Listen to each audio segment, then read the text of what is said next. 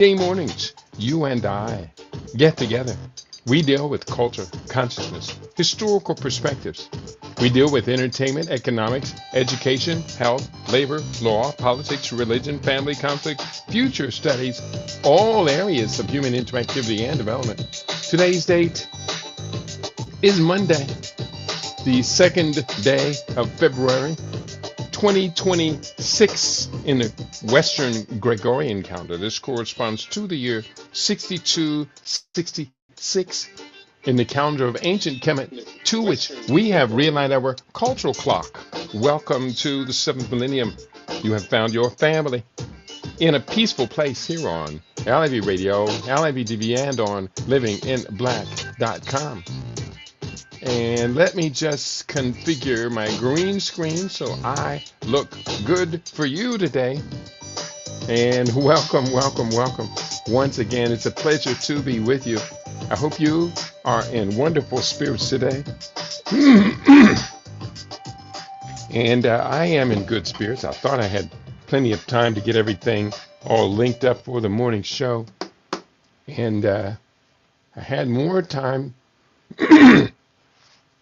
than I could have imagined I would have. And then I took a look at my new book, which I'm just getting ready to come out with, and I realized somehow, some way I'd gotten different versions of it screwed up. So I have 3 versions of it right now with different word counts. And I'm going to have to sort that out. I will be able to sort it out. Bear with me. Sorry about that. I will be able to sort it out, but I cannot rush it. Can't rush it, not at this time. So that's what I do when I'm not talking to you about what we do here on your LIV Radio, LIV TV, and livingblack.com. Some of you have been with me for so many years. And you know, I'm really grateful for that. Very grateful. And because we have grown up together, we've come to great understandings about what it is I do, how you are an important part of what I do. And the Conscious Rasta Report, which is the book that I publish, is very central to our well-being. And I have a bunch of books. I planned on taking some of them off the shelf, but I don't need to do that because today we're going to do an overview. All of this month, we're going to do an overview of many of my books, the Conscious Rasta Reports. Now, here I said I wasn't going to pull them up off the shelf, and here I am over here looking at my bookshelf, and I'm looking at the Conscious Rasta Reports, and I'm going to grab a few of my older reports off the table, and we're going to go through, flip through these today. We're going to be talking in depth about the Conscious Rasta Report and what it means for each and every one of us. And I reached over, and just that quickly, I said I wasn't going to do it, but then I've got like 1, 2, 3, 4, 5, 6 of my books here. I have another 1, 2, 3, 4, 5, 6 in my other hand.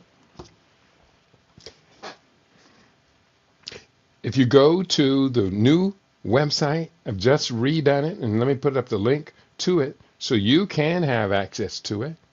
The new website is the Conscious Rasta Press. And I'm very proud of the new website. I'm sure you can imagine what kind of pride I take in it. And I've been putting up as many of my books as I possibly can on the new website. And it was not easy, but I'm doing the best I can to do the best that I can do. So I'm going to put this link up here for my Rumble family and my YouTube family. I have you in the house as well. There is the link to the new website. On Rumble, here is the link to the new website. And once again on Facebook, let me put up a link to the new website, the Conscious Rasta Press. So here's what we have to show with the Conscious Rasta Press. Where are you at? You over here. On the front page of the Conscious Rasta Press, you're going to see the logo front and center, Conscious Rasta Press. The first image you'll see there is an enlarged image of the new book, The Conscious Roots, Growth, Heritage, and the Biology of Being. In this book, I have put a lot of work in. I have to do a little cleaning up of the index to the book, which is when you go to the back of the book, you open it up, you see the words, the key words that will happen throughout the book. You see the number of instances they happen, and you'll see the page number they're on. Well, I have to redo that section. For one, I needed my Acrobat subscription to be turned on to be able to do that, and I was able to turn it on yesterday, thanks in no small part to you, my listening audience. I want to say greetings to my sister in the house for Africa One, Hotep, Brother Keedy, and Global LIB family. It's a pleasure to be with you today. So you're going to see that, and if you scroll down on the front page of the new website, you will see a number of book covers there, about 5 book covers, but you will also see a long list on the right-hand side. Now, this used to be on my Keedy.biz website. I would have all of these books up, but it would scroll forever because I would have the book cover, a brief description of the books. I would also have the links to not only the paperback edition, but I have a link to the Amazon website. I would have a link to the PDF version, and I would have links to just the various versions. So what would happen was it created an HTML hell. And you would have to scroll on Keedy, OB, or Keedy.biz/CRP 2012. But I want to make it easier now. And this is a work in progress. I'm going to keep working on it. I see you in the house, Brother Shabaka. He's bright and early. Always great. Great to have you in the house, Brother Shabaka, my brother for many, many years. And Brother Shabaka, how long have you been with us? A long time. So let me give you a formal introduction to today's program, the Conscious Rasta Report podcast. Welcome to the inaugural Conscious Rasta Reports, where timeless wisdom meets contemporary challenges. These foundational reports explore critical intersections of health, heritage, and conscious living, themes that resonate even more powerful today. In our current era of information overload and disconnection, these original insights offer clarity and grounding. They remind us that true wellness and understanding over standing require looking beyond surface narratives to embrace holistic truths that have guided communities for generations. This is the Conscious Rasta Report podcast. It's not new. We've been doing this for some time, but I'm, for the next 2 months, taking it into, it's going to feel like what's old is new. What we have been doing for over 25 years, over 30 years, is now brand new again. And I am really, really excited about this. So over 30 years of investigative reporting we've been doing here. We've cut through propaganda and misinformation to reconnect Pan-African diaspora communities with their heritage, health, and consciousness, and with each other. For educated African Americans, African British, and diaspora-born Africans ready to leverage our acquired skills and resources We illuminate pathways to collaboration, identity, reclamation, and prosperity on our mother continent. Together, we transform fear into action and fragmentation into collective power. That's a very, very serious thing. So what I'm going to do today, I'm going to take you through some of these Conscious Rasta reports. We're going to introduce them to those of you unfamiliar with them. And what I'm going to do in the background is put up http keidi.biz/CRP 2012. There it is. And as I'm sharing them with you, I'm also going to be reading from the website about what these reports signify. So off the top of the stack, I have a bunch of them over here. The first one I'm grabbing is one of the very first Conscious Rasta reports I ever published. It's called The Great AIDS Swindle. And the subtitle, Questions, Insights, and Confessions from Within the Science Establishment. I have this quote on the front cover. This is from Dr. Walter Gilbert. And again, look up everything I'm saying today. Dr. Walter Gilbert. He is a PhD. And he won the Nobel Prize. He's a Nobel Prize laureate for chemistry, 1980. And he's a professor of molecular biology at Harvard University. He was. I don't think he's there anymore. I don't even know if he's still alive. Dr. Walter Gilbert. He wrote, and I quote, "Listen, no one has proven that AIDS is caused by the AIDS virus. And it is absolutely certain, absolutely correct, that the virus cultured in a laboratory may not be the cause of AIDS. I would not be surprised if there were another cause of AIDS and that HIV is not involved." Dr. Walter Gilbert, Nobel Prize for Chemistry in 1980. The book is full of quotes like this. And this deals with, really, this is my radical departure from Western medicine. I started writing about HIV and AIDS in the late 1980s. By 1989, I had written enough and learned enough that I started questioning what was being put out. I originally took the pattern that, I don't believe them, but I took the pathway that I didn't believe them, but I did at first sign on to the idea of a devastating HIV, human immunodeficiency virus. In the over 30 years that I've been writing about this, I no longer believe in HIV. I have similarly don't even think viruses are a correct assessment of what is going on. I refer to these things as endosomes.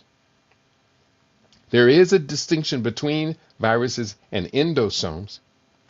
But when we look at what they do and what they are and what they're said to do, there is no distinguishing them. There's only a different perspective about the name. I'm not going to go into endosomes right now, even though if you want to learn a good lesson on virology, I want you to look for my book, Panic.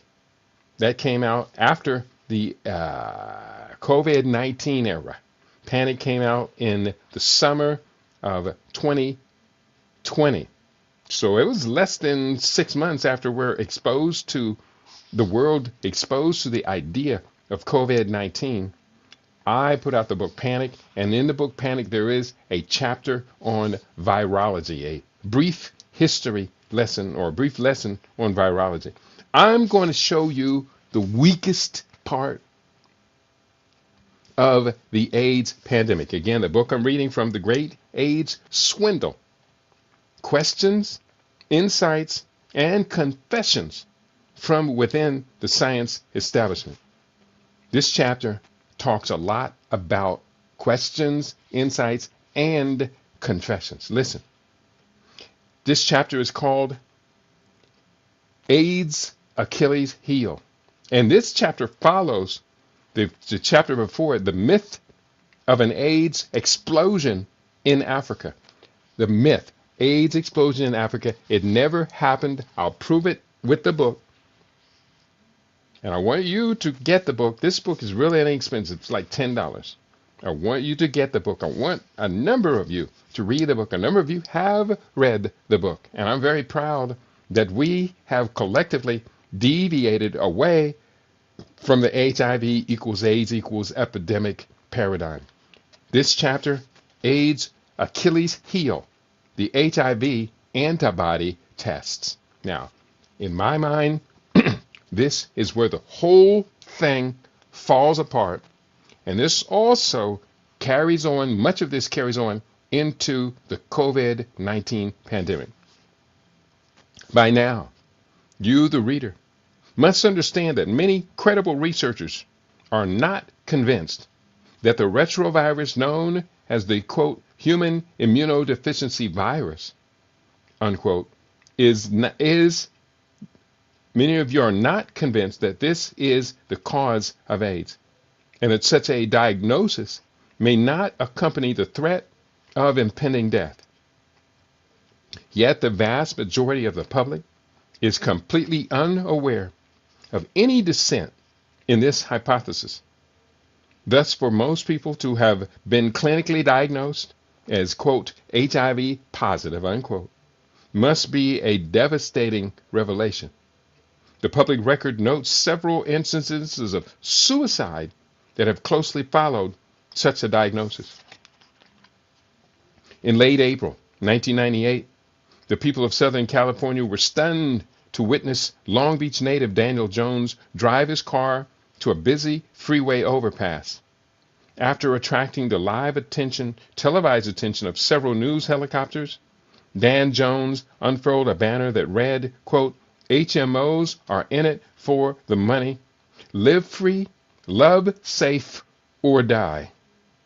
Then Dan set his truck on fire, pulled his shotgun from the burning vehicle, placed it under his chin, and live and close up on a couple of local channels blew his head off.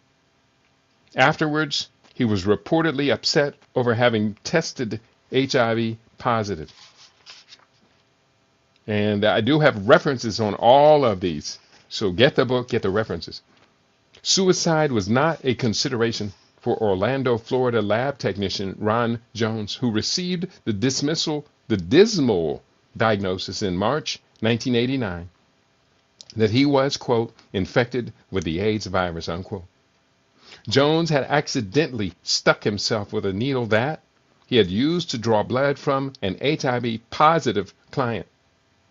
Although antibodies to HIV are generally believed to be undetectable for months after exposure to the microbe, within 2.5 weeks, Jones' test results show that he had indeed tested HIV antibody positive. Jones was absolutely devastated as well as puzzled.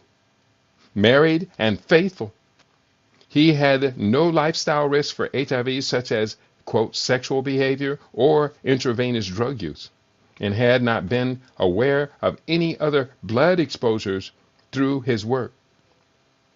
His wife came to doubt his faithfulness to her. Family experiences over the next 1.5 years were centered on preparing for Ron Jones' inevitable death from AIDS. 19 months after having received that initial diagnosis, Jones decided to retest for HIV antibodies. His wife, Pam, a lab technician for another hospital, drew his blood and sent it out for another HIV antibody test. This time, the results were HIV negative. Jones had been spared what was believed to be an inevitable death sentence from AIDS. At that time, quote, in retrospect, unquote, Ron said that he would have demanded an earlier retest. He would have demanded earlier retest and not put so much faith in others' assertions that the original test work was good. Instead, the Jones family got its life back. Yes, when the facts on HIV antibody testing become understood, the misdiagnosis of Ron Jones would appear to be the norm and not the exception. In actuality, the whole process of diagnosing HIV infection is terribly flawed, bringing many informed researchers, myself included, to the conclusion that there is no valid test for HIV infection and that most, if not all, HIV positive diagnoses are false positives. I'm reading from my book. I want to bring you along with me, but you got to get the book. You got to read this for yourself. You have this evidence. You have to take this to libraries. I used to go to medical libraries all across the country with a book in hand. Now I can do it from my computer screen. You can do this too. Next. In the previous issue of the Conscious Rasta Report, I addressed in depth the accuracy or specificity of the enzyme immune assays, EIAs, widely used in diagnosing HIV infection. For this report, much of the information to follow in this chapter will come directly from my previous book, Busted, the Latex Condom Conspiracy, with a few updates, clarifications, and added detail. In that report, I argued that one of many serious negative consequences of the widespread use of latex condoms was that some childbearing age women were experiencing pelvic infections, reproductive disorders, peritonitis, and vaginitis. Subsequently, many of these young women turned to government-sponsored health clinics. Therefore, I now pick up from that previous text with a few slight modifications. But before, now this is from Busted, but before getting access to, quote, health care, unquote, from such a facility, increasingly she must submit to an HIV antibody test. Remember, going into the test, she is already suffering from a non-specific pelvic inflammatory condition. Her body is aggressively producing antibodies to fight off some sort of condition. It is in her best interest that the HIV antibody test should be accurate.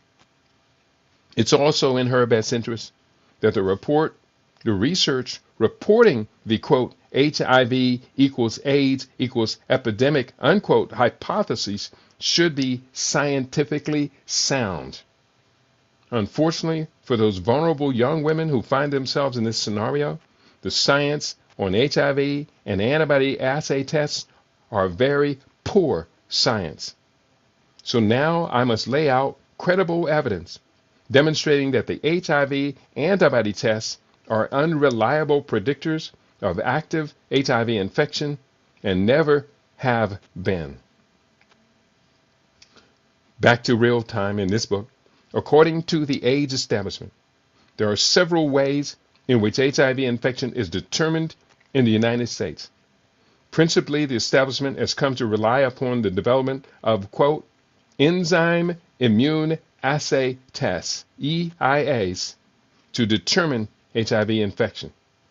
So why has the traditional method of determining an infectious agent, cell culture and isolation, why has that not been utilized in this HIV/AIDS?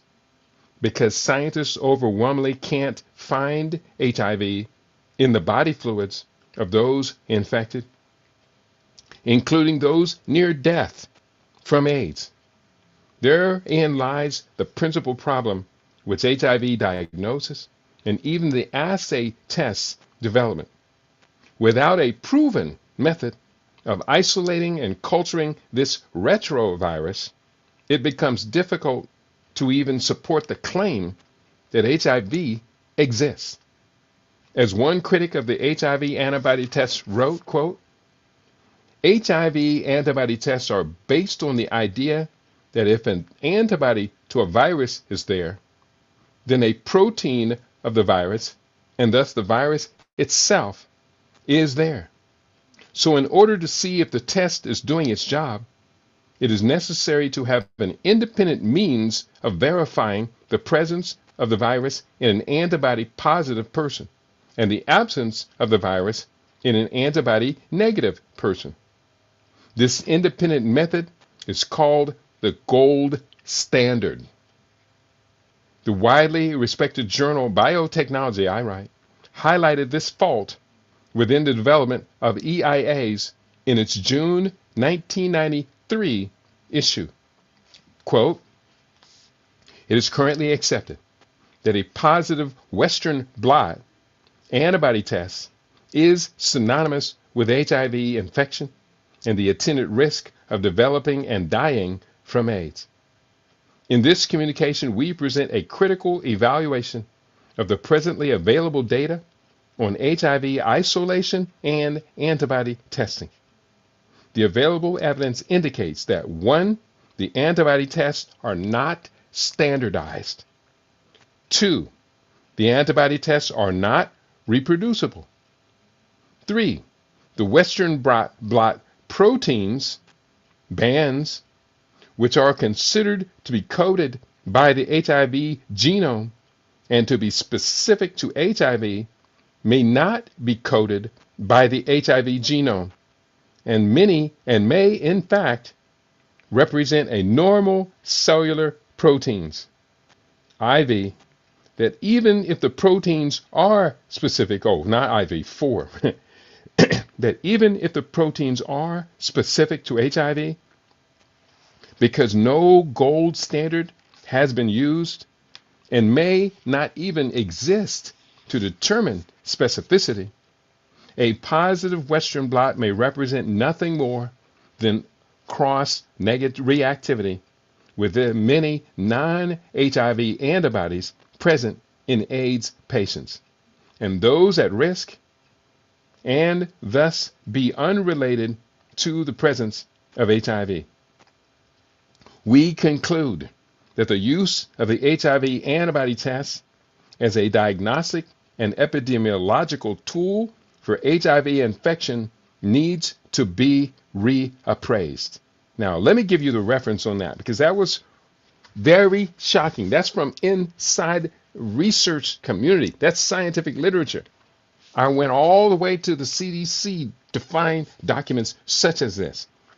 The reference to that document is, quote, is a Western blot proof of HIV infection, written by Eliopoulos, Turner, and Papadimitrios from Biotechnology, Volume 11, June 1993.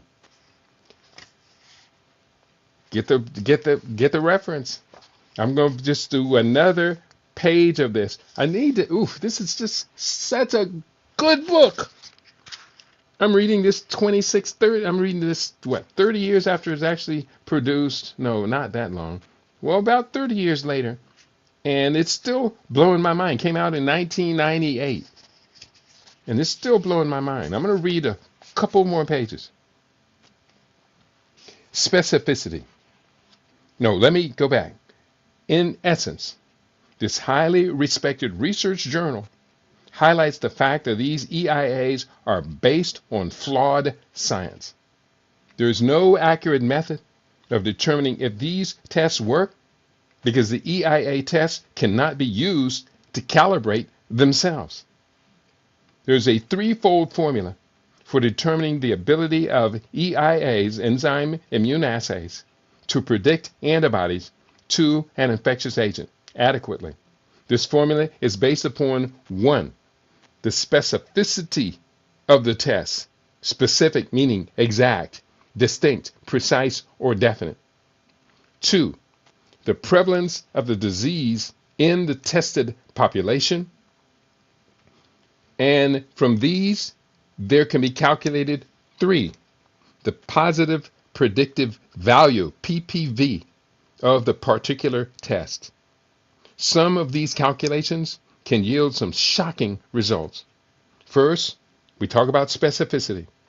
The specificity of an EIA is its ability to only find exactly what it is looking for.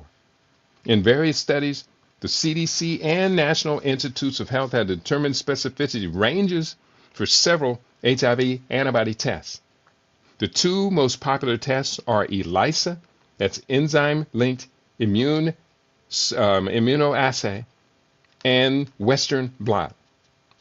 Specificity for ELISA in various tests has ranged from 98.3% to 100%. And the CDC has fixed upon a specificity of 99.8%. Now that may sound very accurate, but not when you get to the prevalence numbers. I'm going to get to them in a second. The CDC has fixed upon a specificity for ELISA 99.8%. For Western blot, the same agency has noted its specificity in a variety of tests as ranging from 93.9 to 100%, and has fixed upon a specificity of 95%. Now, when we talk about margin of error, that 95% is what? That's 0.2 and 5. That's a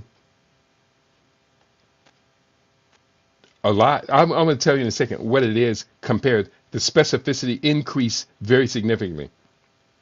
Thus, for ELISA, a non-specificity of 0.2% becomes a margin for error. For Western blot, this non-specificity stands at 5%. It is within this margin for error that false positives, those who test positive for HIV antibodies but actually do not have such antibodies in their blood, take place. The greater the non-specificity, the larger the probability of false positives. Next, prevalence. This is again a three-part equation of calibrating these tests. Prevalence. The prevalence of HIV infection can only be based upon estimates, educated guesses, because the vast majority of the public has not been giving blood or cell cultures for the HIV retrovirus. Because of inherent difficulties in retroviral cell culture and isolation, there will never be an accurate method of determining just how many are infected with HIV in this or any other country. Thus, these estimates are subject to interpretation by those entrusted with such projections. While we have great reasons not to trust U.S. government health agencies with accurately forecasting health information and research integrity, we must never forget the Tuskegee syphilis study. However, for our exercise herein, we will only utilize these figures published by the Centers for Disease Control and Prevention. According to CDC statistics cited in the Los Angeles Times in February 1998, there are presumed to be an estimated 400,000 to 650,000 HIV positives in the U.S., an average of 525,000 plus or minus 23%. That's quite a range of inaccuracy. Using this middle figure of 525,000 superimposed upon a total U.S. population of 269 million, we can extract that an estimated 195 HIV positive individuals per 100,000 population in this country. 195 per 100,000, yielding a prevalence of 0.00195 or 0.195% of the population. This figure for prevalence includes high and low risk individuals. Compared to earlier populations, this is a very low figure and reflects a consistent downward trend in HIV estimates from a high estimate of around 0.4% around 1998. Thus, according to U.S. government agencies, of 100,000 people in the general U.S. population, 195 will be presumed to be HIV positive, and the remaining 99,805 must be presumed to be HIV negative.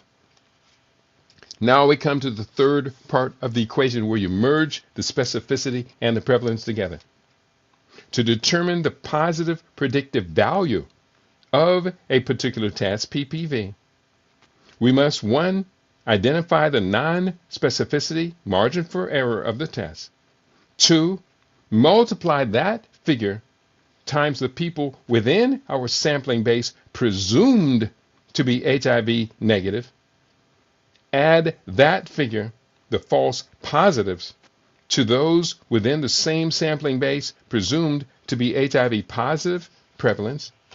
And 4, divide the prevalence by the total number that could have been diagnosed HIV positive. Now, I know this is tough. This is why I want you to get the book, so you can go over this as many times as necessary. But I've gone over this dozens and dozens and dozens of times. You've heard me do it here on LB Radio. And here's what the numbers say. PPV equals prevalence divided by the sub formula non-specificity times HIV negatives plus HIV positives. That's the formula.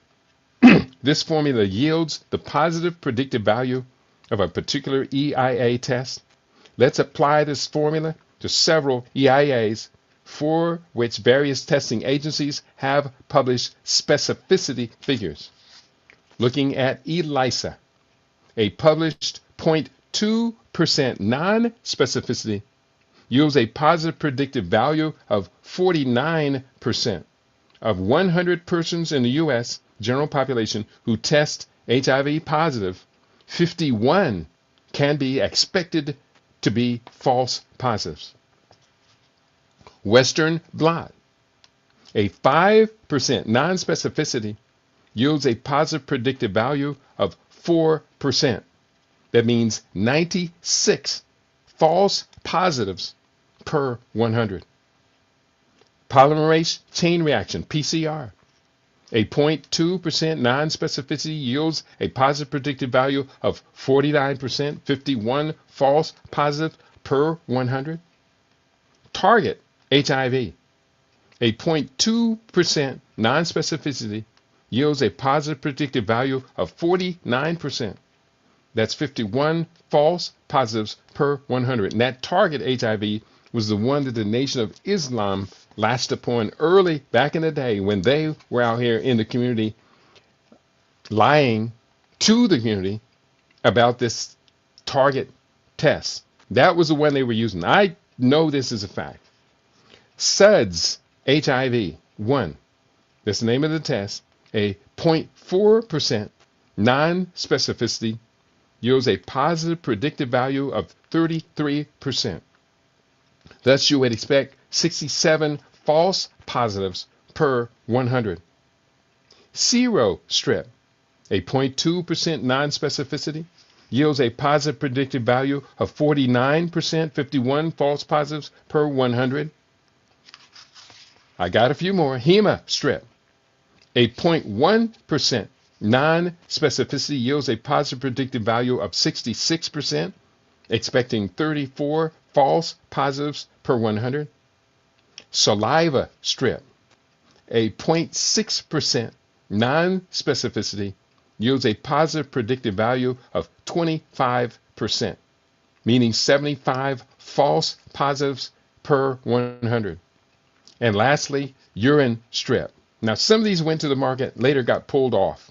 Urine strep, a 10% non-specificity yields a positive predictive value of 1.9%, meaning 98.1 false positives per 100.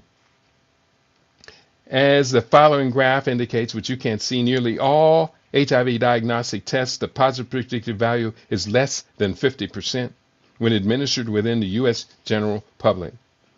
Now, I'm going to wrap it up here, but I'm going to just a couple more just pull out lines that are going to be in this chapter. I'm going to the next page.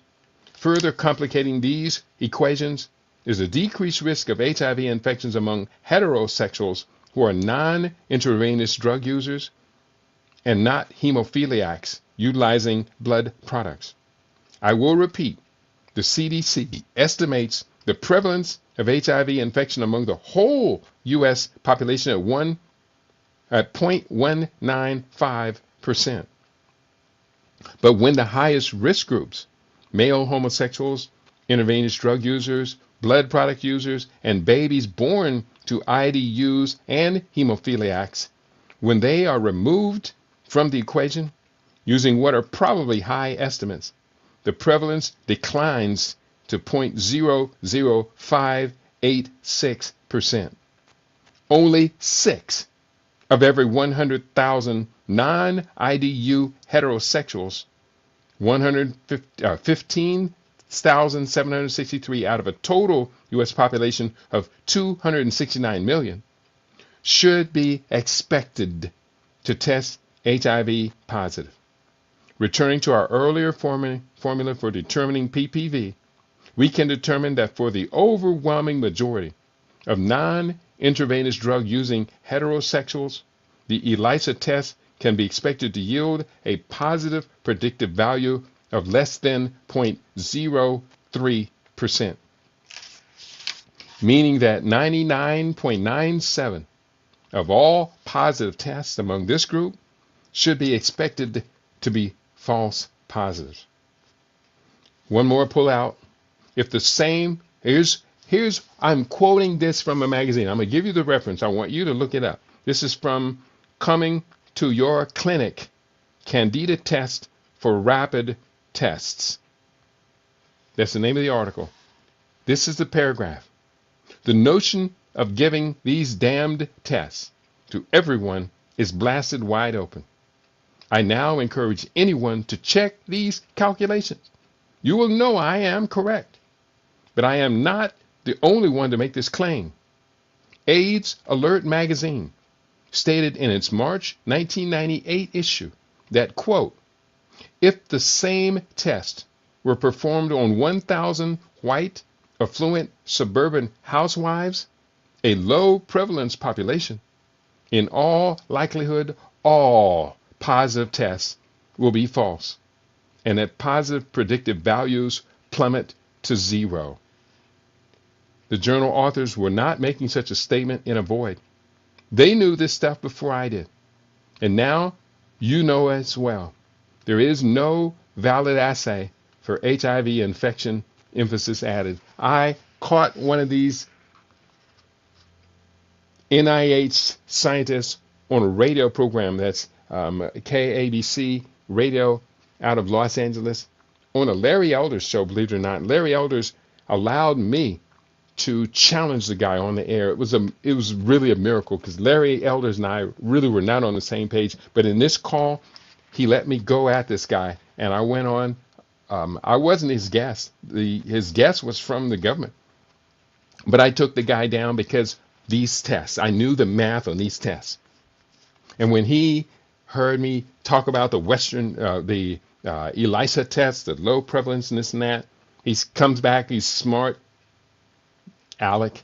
He comes back and he says, well, we confirm it with the Western blot test. And I said, you're confirming a test with a 0.2% non-specificity with a stated 5% non-specificity? That's 25 times as large. The gap, the margin for error is 25 times as large. You're using that to confirm? He says, well, now we have the polymerase chain reaction test. I said, oh, yeah, that was invented by the Nobel Prize winner. What was his name? And the guy misstated his name. And I says, oh, you mean Dr. Kary Mullis, who won a Nobel Prize in chemistry in 1980 for inventing the PCR test polymerase chain reaction. And I had an actual quote from Dr. Carrie Mullis in the book, and I was able to cite it at the time. The information was very, very current in my mind. And let me see if Carrie Mullis, what page are you on? Kary Mullis. He's not in the book. No, his name is Mullis, not Carrie. Mullis, M-U. I think I have a quote by Dr. Carrie Mullis. And if I can't find it, I can't find it. Mullis, page 40 of the book. Now, hopefully the reference numbers are very tight. Page 40. Let me see if I have Dr. Carrie Mullis in the book. Yeah, I do have a whole bunch of these quotes. Here's the one. I read the one by Dr. Walter Gilbert. Here's one by Dr. Carrie Mullis, Nobel laureate for chemistry, 1993. It's not even that probable. It's not even that probable. Causes, let alone scientifically proven, that HIV causes AIDS. If there is evidence that HIV causes AIDS, there should be scientific documents that either singularly or collectively demonstrate that fact, at least with a high probability. There are no such documents. Human beings are full of retroviruses. We don't know if it's hundreds or thousands or hundreds of thousands. We only recently started to look for them, but they've never killed anybody before. People have been living with retroviruses for millions of years.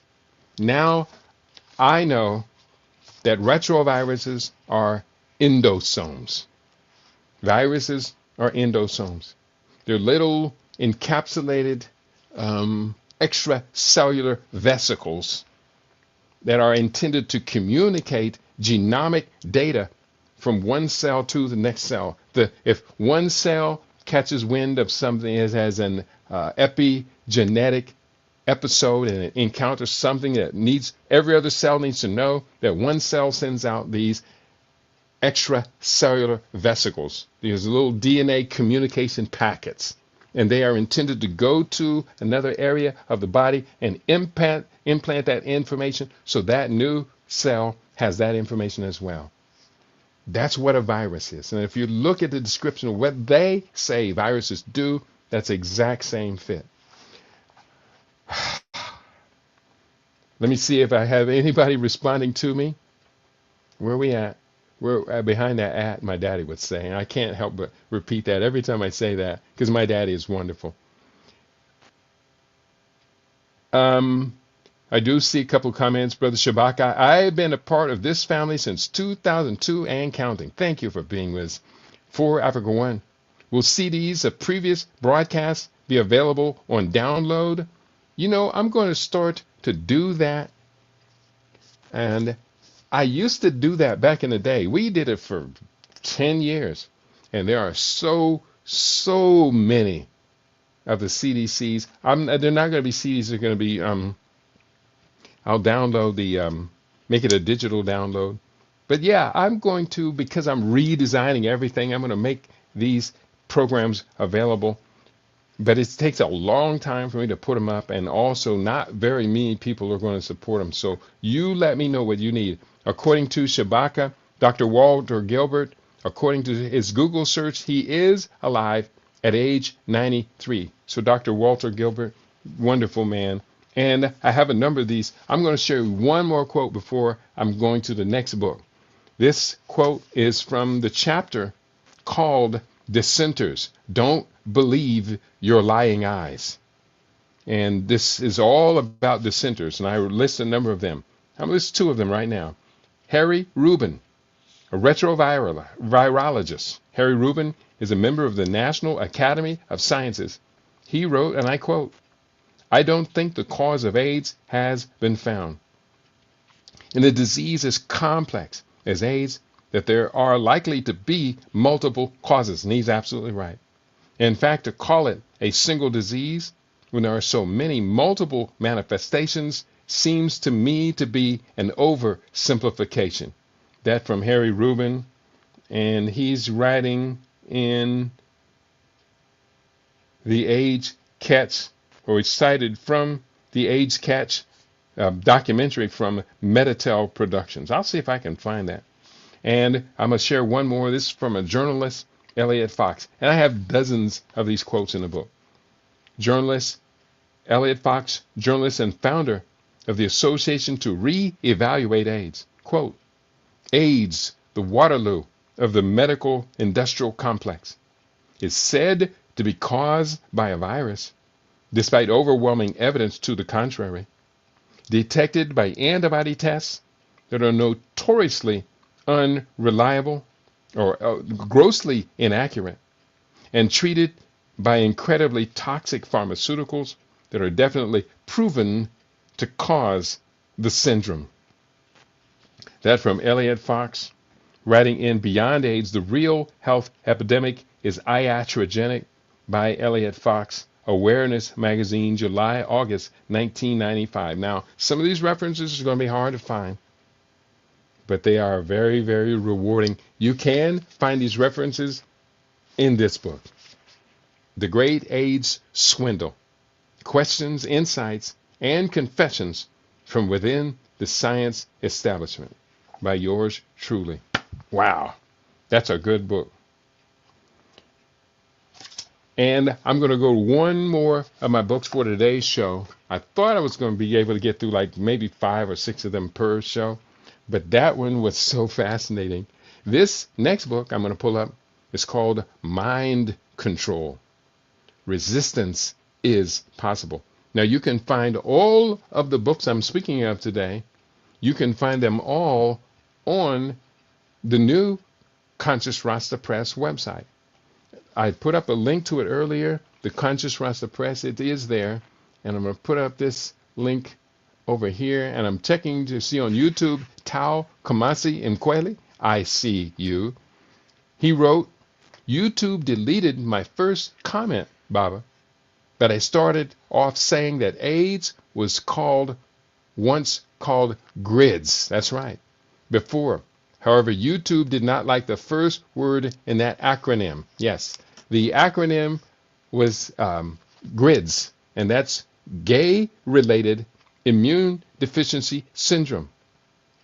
And that's one of a number of names that they had put on it. And I understand YouTube blocked my entire account over stuff like I'm reading today. So we do not say anything negative on LIB Radio about gay people. No, nothing at all negative about it. So the thing about it is we have to recognize Google and YouTube are an instrument of the establishment.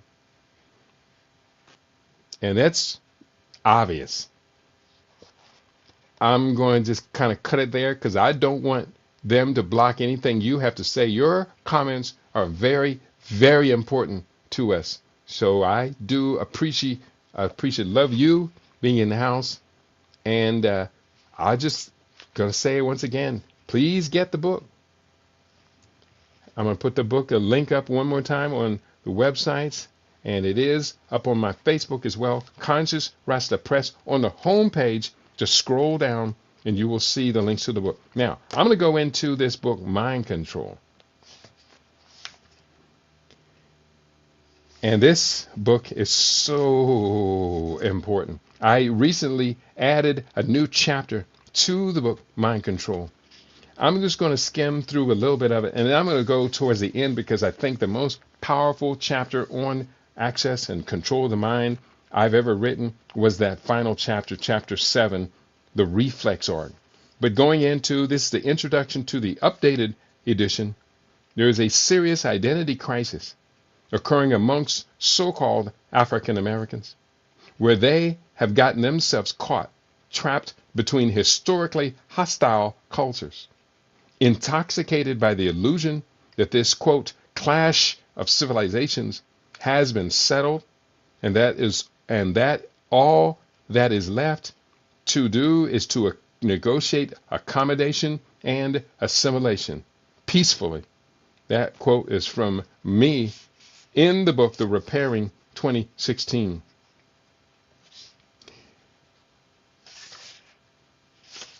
I'm going to skip the introduction. It's a wonderful introduction, tells you why I updated the book. But this is very important. I'm going to start with this. When our leaders catastrophically fail, page 5. My latest book, Fade to Black, The Passing of a Great Race, reports on decades of failures on the part of African Americans, Afri-Amers. These shortcomings have occurred across a broad spectrum of social, economic, political, and developmental areas. The list of failures is much too long to completely enumerate, but includes poor performance in managing demographics, keeping our people healthy, building industry, supporting the needs of our group members, building wealth for black families, maintaining integrity of land holdings, educating our youth to power, preserving critical institutions, focusing mass organization on meaningful issues, consolidating political clout, resisting corporate exploitation, building meaningful NGOs, keeping black media viable, and securing practical reparations for repairing our existential problems. Along this entire course of defeats, the role of black leadership has been crucial. This is not much different than the poor performance with the national leadership. They have as well failed the American public on many fronts. When leaders display such chronic shortcomings, there is a grave price to pay for the people who are misguided by such poor guidance. There are all manners of leaders in a complex society. These include elected officials, but goes on much further into daily life. We are led or influenced by teachers, religious figures, media pundits, celebrities who serve as influencers, academic institutions, philanthropists, healthcare providers, social media celebs, authors, economists, and many others whose ideas are projected into our minds. We own the future that we create. Oh, one more paragraph. In Mind Control, this book, we get a chance to examine just how these voices are projected into the larger society and enter our minds through the sensory organs. We own the future that we create. Ours is a Sankofa mission. Sankofa refers to an African Adinkra symbol that translates to, quote, "It is not taboo to return to the past to retrieve that which has been lost in order to move forward," unquote. The symbol is represented by the image of a bird with its head twisted toward its back with an egg in its mouth.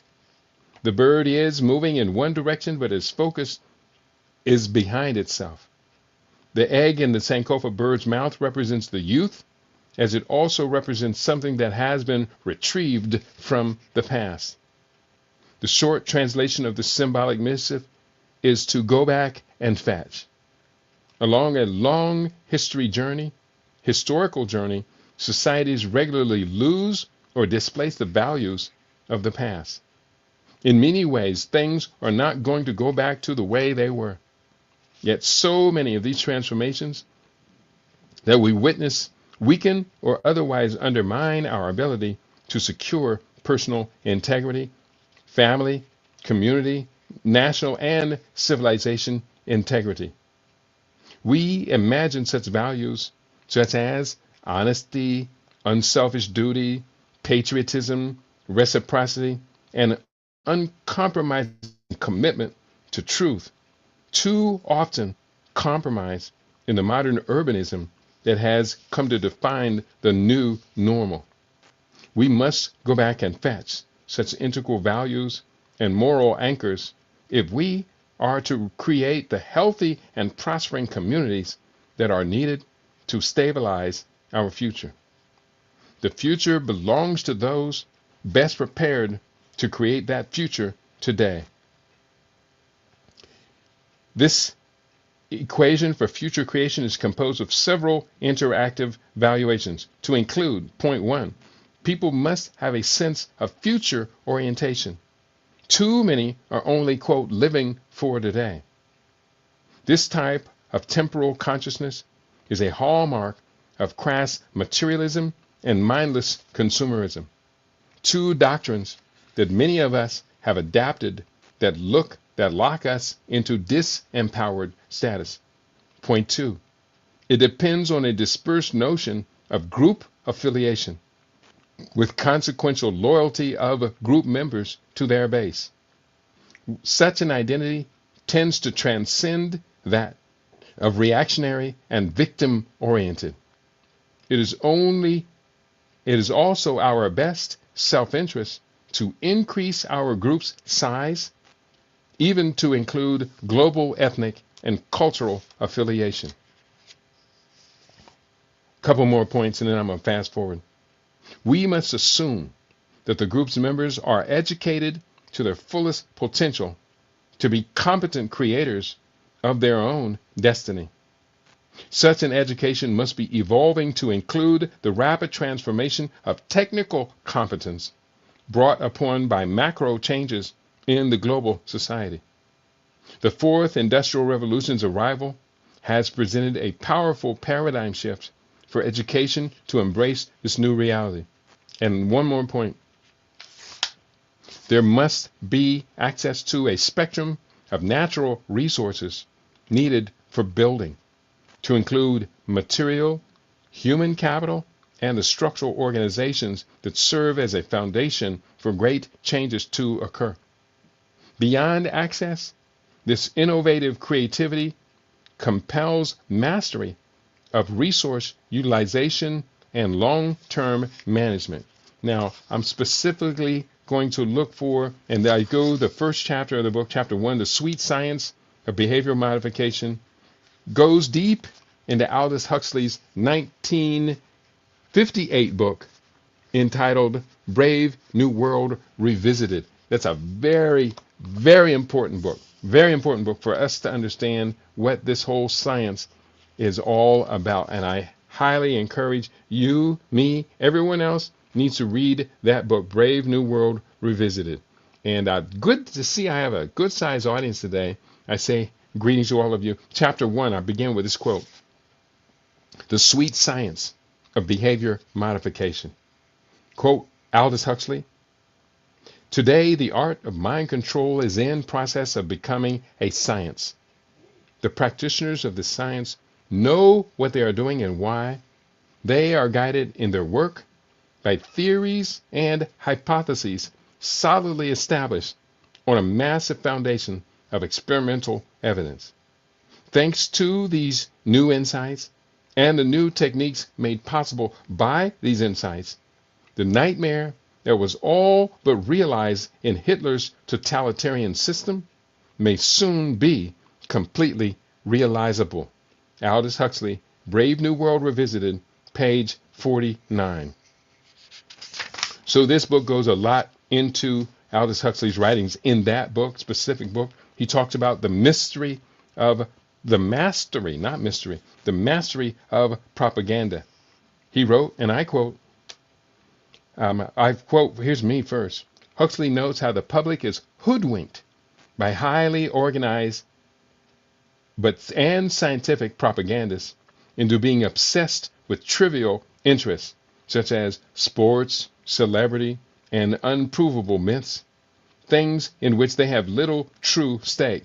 He writes on page 44, in regard to propaganda, the early advocates of universal literacy and a free press envisioned only two possibilities. The propaganda might be true or it might be false. They did not foresee what in fact has happened. Above all, in our Western capitalist democracies, the development of a vast mass communications industry concerned in the main not whether the true or false, not concerned with the true or the false, but with the unreal, the more or less totally irrelevant. In a word, They failed to take into account man's almost infinite appetite for distractions. Quoting again, perhaps the most impressive of Aldous Huxley's analyses is that of propaganda, and the rightly use the supreme example of the German Nazis' infamous talent for persuasion. Of Adolf Hitler's mastery of the science, Huxley writes on page 50, quote, "And what was the theory of human nature upon which these terrifyingly successful methods were based? These questions can be answered for the most part in Hitler's own words. And what remarkably clear and astute words they are. When he writes about such vast abstractions as race and history and providence, Hitler is strictly unreadable. But when he writes about the German masses and the methods he used for dominating and directing them, the style changes. Nonsense gives place to sense, bombast to a hard-boiled and critical lucidity. In his philosophical lubrications, Hitler was either cloudily daydreaming or reproducing other people's half-baked ideas or half-baked notions. In his comments on crowds and propaganda, he was writing of things he knew by first-hand experience. As he himself said, quote, to be a leader means to be able to move the masses, unquote. Hitler's aim was first to move the masses, and then, having pried them loose from their traditional loyalties and moralities, to impose upon them, with the hypnotized consent of the majority, a new authoritarian order of his own devising. And do we not see that happening right now with the man in the White House? And let's just go to one more excerpt. This is really good stuff, but I got to get to chapter 7, which is I am giving us the key, the ticket, the formula to undoing the overwhelming majority of this book, which talks about their control over us. Now in chapter 7, we take back our control. Next, the art of selling. Huxley wrote, find some common desire, some widespread unconscious fear or anxiety. Think out some way to relate this wish or fear to the product you have to sell. Then build a bridge of verbal or pictorial symbols over which your customer can pass from fact to compensatory dream, and then from the dream to the illusion that your product, when purchased, will make this dream come true. That on page 63. The mastery of painting, sculpture, and architecture were produced as religious or political propaganda for the greater glory of a god, a government, or a priesthood. But most kings and priests have been despotic, and all religions have been riddled with superstition. Genius has been the servant of tyranny, and art has advertised the merits of the local cult. Time, as it passes, separates the good art from the bad metaphysics. Can we learn to make this separation not after the event, but while it is actually taking place? That is the question from page 65. And last point, this is very important. He writes, page 66 and 67, to most people, music is intrinsically attractive. Let me write that again. Read that again. To most people, music is intrinsically attractive. Moreover, melodies tend to ingrain themselves in the listener's mind. A tune will haunt the memory during the lifetime, the whole of a lifetime. Hence, for example, here, for example, is a quite uninteresting statement or value judgment. As it stands, nobody will pay attention to it. But now set the words to a catchy and easily remembered tune. Immediately they become words of power. Moreover, the words will tend automatically to repeat themselves every time the melody is heard or spontaneously remembered. Orpheus has entered into an alliance with Pavlov, the power of sound with a conditioned reflex. And when we consider this, he's talking about music as a form of message carrier. I'm going to whistle just a couple of opening lines or a couple of opening melodies to a song. And you tell me, do these lyrics come to your mind?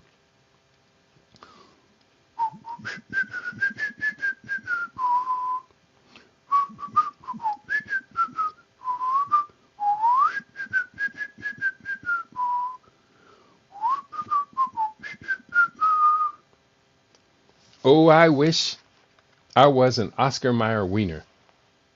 No, that is what I would truly like to be. Because if I were an Oscar Mayer wiener, then everyone would be in love with me. You probably haven't heard that melody in many, many years, but the lyrics come immediately to mind, do they not? I have an identity crisis, a self-esteem crisis. I don't believe in myself. I have no confidence in my or my people's ability. But oh, if I were an Oscar Mayer wiener, no, that is what I would truly like to be.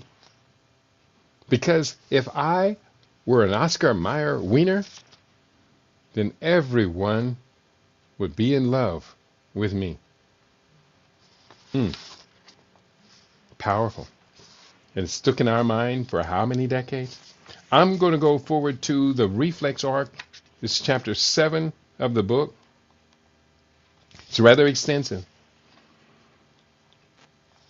The reflex arc. The critical importance of this mind matrix.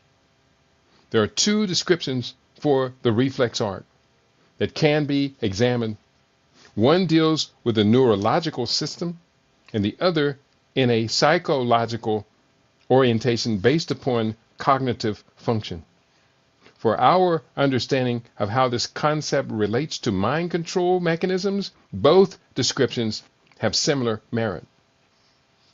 In the field of neurology, the reflex arc is a system of sensory inputs that trigger responses among multiple ganglia clusters in the brain. These ganglia are masses of neurons that make up centers within the brain for monitoring cognitive intake.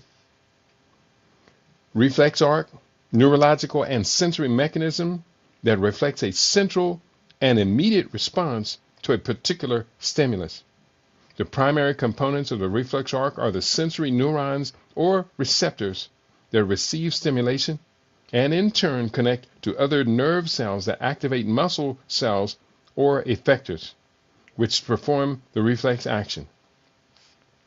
I write this neurological description of the reflex arc, while complex, describes a system requiring simple autonomous responses.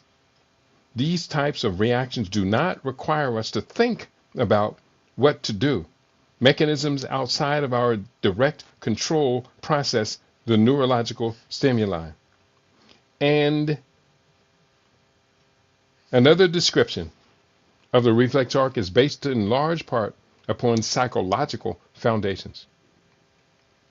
There are 3 phases of this arc, just as in neurological comprehension. They are, number 1, cognitive input, stimuli. 2, processing, in this case, memory, association, conceptualization, and subconscious orientation are all important factors. And 3, reactive response. The second understanding of the reflex arc encompasses the neurological description. Yet, because the central part of the 3-part arc depends on memory and association, the response to stimuli is consequently more complicated. Toward understanding these processes from the perspective of mind control and behavioral science, the second description of the reflex arc that we must explore further. The question on the table is, Why do people do stupid stuff? Another critical question would be why, given alternative understandings of what appropriate action is to alleviate a problem or challenge, people often make what seems to be an obviously wrong choice. What makes us so often act against our own best self-interest? Phase 1, we talk about cognitive input. And I'm almost compelled to just speak this off the top of my head. I'm just going to kind of quickly go through this. Our interface with the world outside of ourselves is through the 5 basic senses. These are sight, visual, sound, oral, smell, olfactory, taste, gustatory, and feeling, kinesthetic. Through these 5 senses, we orient ourselves to the material world. Shortly, I will elaborate on 2 other more advanced sensory functions that are part of the human experience: intuition and clairvoyance. And for Africa One in the House, she says, please hit the like button for this excellent podcast. Thank you, thank you, thank you so much, beloved. And I hope everyone does exactly what you said. Hit the like button. It is wonderfully critical that we begin to move together. Only when we collaborate, cooperate, and listen to instructions from each other, only then will we be able to seize our destiny. If we do not, cannot, will not follow the instructions of a wise sister, we're doomed. No chance at all. We are doomed. So everyone, hit the like button. She gave it to you simple. I repeated it twice. You tell me what you are prepared to do. You show me. Why do people do stupid stuff? Many people have had a malfunction in one or more of the 5 basic senses. A person may be blind, deaf, unable to smell or to taste with full function, or may live through some disruption to their nerves that respond to touch. In the cases where one or more of these senses has been truncated, the other senses become more heightened as that person makes their way through the world. As such, the blind display a heightened sense of hearing, smell, and feeling. The deaf person sees with much greater perception.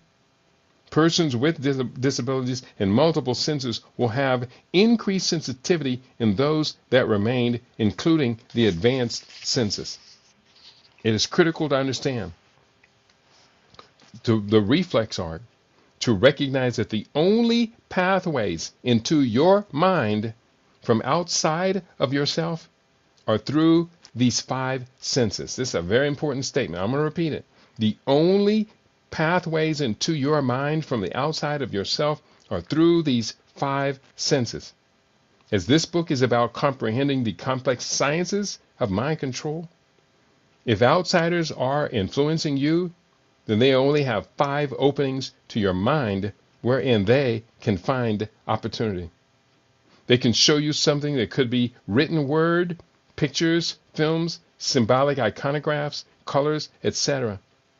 Mind influencers can use sound to access your mind through music, droning sounds, natural sounds, words, speeches, narratives, and other artistic sound representations. Likewise, one can enter your mind through smells, tastes, and touch. Trained hypnotists realize the profoundness of these cognitive sensory pathways and are prepared to exploit their understanding of how a person's mind arranges, organizes, and prioritizes these sensory inputs. The most effective communications combine multiple pathways toward the aim of impacting a targeted psyche. This is why films and videos have such a powerful impact over our minds. This is amplified when watching cinema in modern theaters. The sheer size of the visual image in modern cinemas combines with the most powerful audio speakers, which are capable of projecting enough low frequency amplitude that the power of the sound causes kinesthetic sensation. You feel the power of the sounds. In brief, we must introduce our most advanced senses, those of intuition and clairvoyance. Brief. Psychology today provides the following definition of intuition. Intuition is a form of knowledge that appears in consciousness without obvious deliberation. It is not magical, but merely a faculty in which hunches are generated by the unconscious mind, rapidly shifting through past experiences and cumulative knowledge. Often referred to as, quote, gut feelings, unquote, intuition tends to arise holistically and quickly, without awareness of the underlying mental processing of information. Scientists have repeatedly demonstrated how information can register on the brain without conscious awareness and positively influence decision-making and other behavior. Now, here's a definition of clairvoyance. I'm skipping. Clairvoyance, the power of our or faculty of discerning objects not present to the senses, and two, the ability to perceive matters beyond the range of ordinary perception. I differ slightly with this dictionary's description of clairvoyance. I believe that it is an actual function of the most developed brain, one in which the prefrontal cortex is fully mature, refined, and undamaged by life's many stressors to our brain functioning. According to my definition, clairvoyance, or alternatively ESP, functions best when a person exists in a non-toxic biological state, is not experiencing chemically influenced mental challenges, and has evolved their cerebral functioning to the point that genius is being shared. Going forward to the associative phase. I'm skipping several paragraphs. They're very important. You get the book, read in the details. As information pours into our mind through our basic senses, billions of bytes of data per second, data must be processed very rapidly. To achieve a complete understanding of how this process functions would require an entire volume of research on brain physiology and related studies of psychology, psychiatry, and sociology. I will do my best to consolidate these complex relationships as concisely as possible. There are physical structures within the brain that are responsible for the organic functioning of the higher mental processes. Among the many internal nexuses of brain function is the medial prefrontal cortex, MPFC, a cluster of neuronal cells that function as processing complexes. A brief description of the importance of MPFC follows. Some have claimed that the medial prefrontal cortex, MPFC, mediates decision making.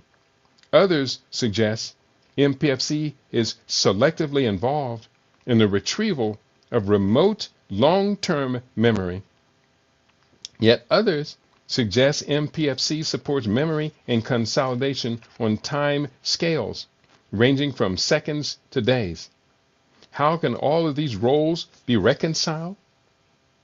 We propose that the function of the MPFC is to learn associations between context, locations, events, and corresponding adaptive responses, particularly emotional responses.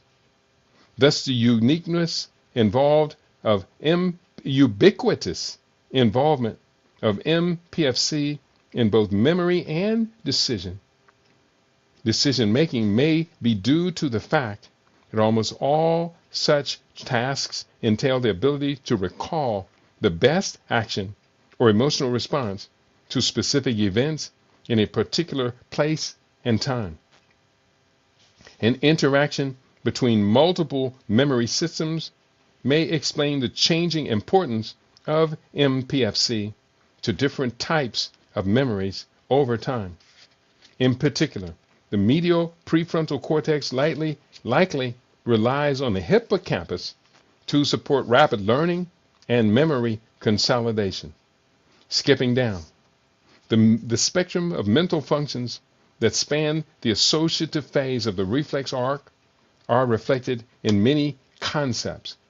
These include ideas, conceptions, abstractions, theories, hypotheses, postulates, beliefs, opinions, views, recollections, impressions, remembrances, relationships, attachments, pledges, oaths, preferences, situations, and predilections.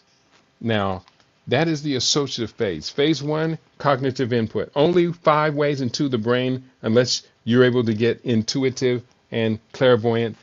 I'm bypassing that in this chapter because we're not close to being there. 5 ways in, that's the cognitive input. Next, we have associations, which encompass that long list of words, all of which you have learned. You have learned all of these. That's the association. Next is the adaptive output. How do you respond to the stimuli? All behaviors are correct, at least when such actions are in the appropriate context. A great problem in the world is that there is so much misbehavior going on. There are many descriptors for unacceptable outcomes that result from this reflex arc. Misbehavior, bad behavior, maladaptive, inappropriate response, messing up, impropriety, misconduct, misdeeds, wrongdoing, malfeasance, psychosis, irregularity, screwing up, stupid stuff. These are all different descriptions of reactions and responses that produce negative or unintended actions. They are all outcomes of responses to cognitive stimuli gone wrong. In the healthiest society imaginable, all these descriptive outcomes would be avoided. Such is the reason to comprehend the functioning of this critically important 3-phase process known as the reflex arc. A young child engaged in inappropriate behavior that causes some small calamity, which prompts the parent to ask, "Why did you do that? What were you thinking?" Most likely the child's response will not directly respond to the question with a rational answer. Instead, they reply, "I don't know." Yet the parent presses on for an answer only to be frustrated with the child's inability to comprehend and explain the sequence of their actions fully. Like all children before maturing, this child doesn't yet have a fully developed brain, specifically the MPFC, to process such a consequence. The portion of the brain that processes these complex, over the horizon manners of thought does not fully develop until the youth reaches adulthood. We had earlier explored the medial prefrontal cortex, MPFC, which is the complex of organic brain structures that handle such reasoned thinking. Not only is this region not matured until later in a youth's developing years, but there is also the widespread problem of arrested development of these processing systems within the larger public. Quoting from a reference, I'll give you the reference. Quote, "The development and maturation of the prefrontal cortex occurs primarily during adolescence and is fully accomplished at the age of 25 years. The development of the prefrontal cortex is very important for complex behavioral performance, as this region of the brain helps accomplish executive brain function." And that reference is from number 2, Maturation of the Adolescent Brain by Marion Arain et al. From the Journal of Neuropsychiatric Disease and Treatment, April 2013, Volume 9, pages 449 through 461. So, realizing we can direct our children, no doubt, but they don't fully understand this functioning of this medial prefrontal cortex until age 25 is fully developed. And many of our children, we can tell now by the time they're teenagers, they won't understand it. I see Brother Tamao is in the house. He says, I love how profound our grandcessors articulated spiritual concepts. It seems quantum physics is now just beginning to catch on to such phenomena by calling what we named Sankofa retrocausality. Oh man, you got deep there, brother. You got deep. And yeah, I love your comments. You are definitely welcome. Hey, listen, let me conclude this chapter and I'm going to wrap it up for today. Conclusion. There is no reason to apologize for wanting power in the world. This empowerment begins with putting supreme wisdom in control of one's own mind. Such self-determination is or should be one of our primary goals in life. We're reminded of these words from William E. Hensley's famous poem, Invictus. It matters not how straight the gate, how charged with punishments the scroll. I am the master of my fate. I am the captain of my soul. When you are in firm control of your mind, you are no longer perceive yourself a perpetual victim of circumstances beyond your control. You may still experience multiple forms of manipulation by external forces, yet these interlopers have not usurped your fundamental power. In the face of oppression, you are adaptive, creative, resourceful, timely in your response, and flexible in strategic response. At this point, you are fully aware of the profoundness of your life's mission. You were born into a world of extremes of beauty and misery. Nothing is purely black or white, but merely shades of gray. Your state of well-being is constantly subjective to the points of reference that you have declared to be your optimized position for the circumstance. As such, you are co-creator to your ultimate reality. You are God and Goddess to all creation. You are the master of the universe. Everything of your world, including your mind, is a handiwork of your divinity. Mind control is reflective of your primary position of power in the world. When needed, you draw upon the most powerful tool sets ever defined to assure that you are truly the master of your fate and captain of your soul. And so it is, and so it shall be. We got through those two books. I have only 59 more books to go through, including my new one is going to be sent to the printer today. I'm pretty sure I'm going to send it to the printer today and might be early in the morning. But I'm going to do the best I can because you deserve the best that I have done. Those two books, and I didn't even read all of them. I just read maybe 10% of them. I think they give you an idea of where I'm coming from and why I consider the new book, The Conscious Roots, Growth, Heritage, and the Biology of Being, to be my most comprehensive book to date. I want to thank you all for being in here today. I got one more question that's come in from For Africa One. Is this brain development true across all ethnicities? Yes, it is true across all ethnicities. Although, I will say this much. If we can appreciate our AI, which stands for ancestral inheritance, ancestors' intelligence, and African integrity. If we appreciate ours, then that puts us actually in a superior position, although I will never say superior to groups of people. I will never say I am superior to all white men. That's not true. All white women. That's not true. I can say that culture becomes very important.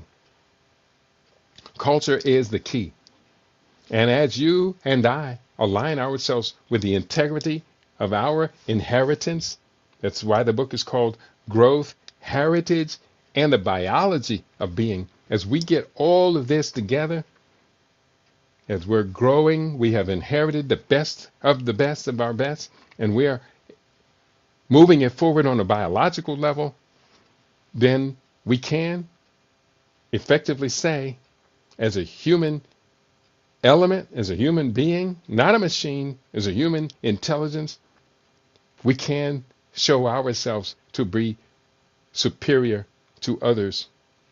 But I'm very careful about this superiority thing, because we learned that from the other, from the incomplete being, Chronos man, Urugu, as Dr. Marimba so effectively illustrated in her book, Urugu.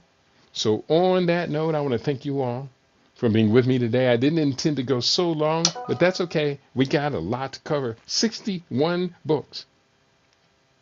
That's a lot. And this is going to take us all the way through February and into, if not all the way through March. Because our story, Black History Month, the shortest month of the year, we had to join 2 months together. The short month and the next is a long month. So we enjoined March is now is an extension of our story. We have to tell the complete story. We've got a lot to tell. I want to thank you all for being a part of this journey with me. I love you because you are good to me. We are good to each other, and we're going to stay in contact. We're going to stay good to each other. On that note, you have been tuned into your favorite. We aim to be your favorite. We are LIB Radio, LIB TV. We are livinginblack.com. Tell your friends to tell their friends. We have our own now. And as such, we can be held responsible for all that we do, all that we know, all that we learn. And we can now, after today's information, be responsible for the actions we engage in, including believing in things that we don't understand. That's why we suffer. So said the great sage Stevie Wonder. When you believe in things that you don't understand, then you suffer. Superstition is not our pathway forward.